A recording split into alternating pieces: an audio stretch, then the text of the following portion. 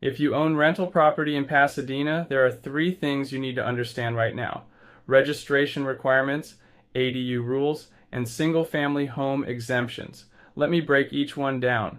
First, registration. Every rental property in Pasadena must register with the Rental Housing Board. Every single one, even if you think you're exempt from rent control. Miss the deadline, you lose your ability to raise rent. Your tenant can legally withhold payment. And if you ever need to evict, you're going to have problems. The fee is per unit, per year. Check the city website for current rates. Bottom line, register your property. Don't assume you're exempt. Second, ADUs. Here's where it gets tricky. Whether your ADU is rent controlled depends on one thing: when your main house was built.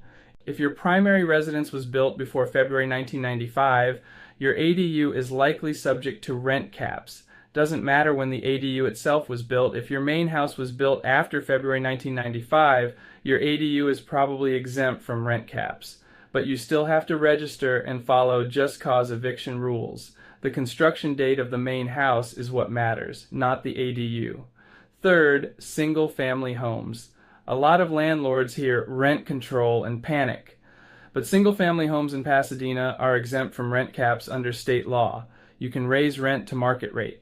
However, and this is important, you're not exempt from everything. You still have to register. You still have to follow just cause eviction rules. And if you do a no-fault eviction, you still owe relocation assistance. So yes, you can raise rent, but no, you can't ignore the other rules.